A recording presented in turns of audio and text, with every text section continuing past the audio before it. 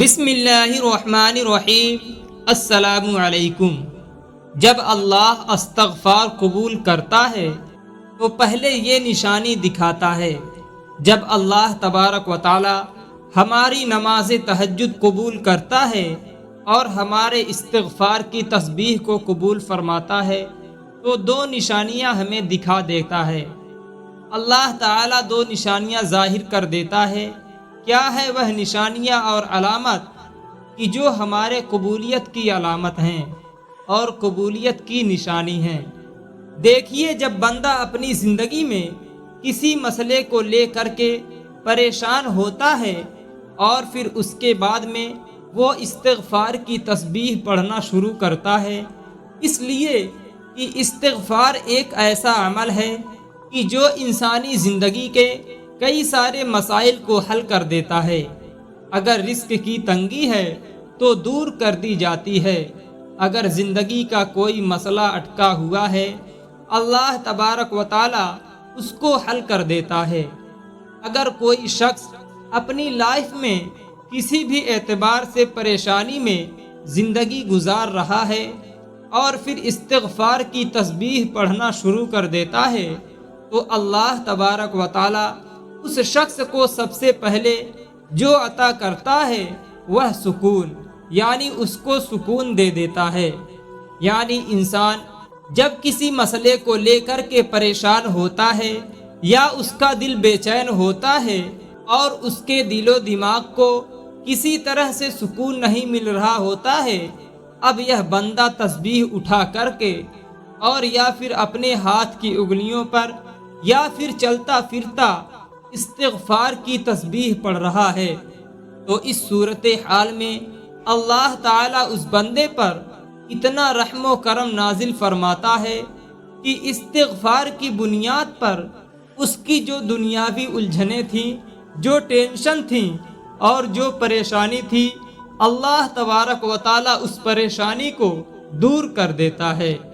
تو سب سے بڑی نعمت اور سب سے بڑا فائدہ استغفار کرنے پر جو ملتا ہے وہ کیا ملتا ہے کہ سکون، اور جسے سکون مل گیا پھر اسے پریشانی کا علم نہیں ہوگا، پھر اسے تکلیفوں کا اتنا درد نہیں ہوگا، پھر اس حالات کا اتنا درد نہیں ہوگا، کیونکہ وہ اللہ کو یاد کر رہا ہے، اللہ کا ذکر کر رہا ہے۔ اور اللہ تبارک و تعالیٰ نے فرمایا کہ تم میرا ذکر کرو، میری عبادت کرو، مجھے یاد کرو، میں تمہیں یاد کروں گا۔ تم میرا ذکر کرو گے، میں تمہارا ذکر کروں گا۔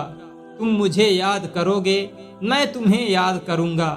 یہ اللہ کے الفاظ ہیں۔ اور دوسری علامت اور دوسری نشانی کیا ہے کہ جب بندہ اللہ تبارک و تعالیٰ کے سامنے آتا ہے اور ہر جگہ سے پریشان ہو چکا ہے، ہر اعتبار سے پریشان ہو چکا ہے، کہیں سے اس کو کوئی چیز نہیں مل رہی، کہیں سے اس کا حل نہیں ہو رہا ہے، کہیں سے اس کو کچھ مل نہیں رہا ہے، لیکن یہ اللہ کے در پہ آتا ہے، اللہ کے دربار میں آتا ہے اور صبح تہجد کے وقت اٹھ کر کے اللہ سے دعائیں کر رہا ہوتا ہے، اللہ سے مانگ رہا ہوتا ہے کہ اللہ مجھے اس چیز کی حاجت اور ضرورت ہے، مجھے یہ چیز عطا کر دے، تو اللہ تعالیٰ اس شخص کو دوسری جو چیز عطا کرتا ہے وہ یقین عطا کرتا ہے۔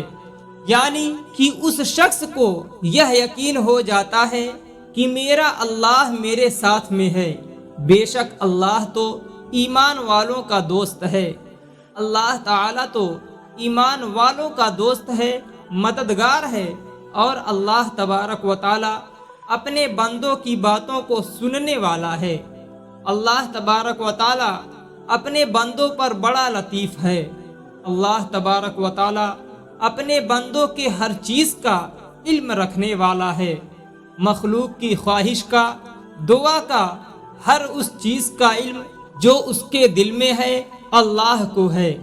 تو جب بندہ اللہ کے سامنے استغفار کرتا ہے، نماز تہجد پڑھتا ہے اور اللہ کو یاد کرتا ہے اور اللہ کے سامنے دعائیں مانگتا ہے، تو اس شخص کو یہ یقین بہت زیادہ ہو جاتا ہے کہ میرا اللہ میرے ساتھ ہے، پوری دنیا میرے ساتھ نہیں ہے تو کیا، میرا حاجت روا، میرا مددگار میرا اللہ ہے، میرا ہاتھ پکڑنے والا کوئی نہیں ہے سوائے میرے اللہ کے۔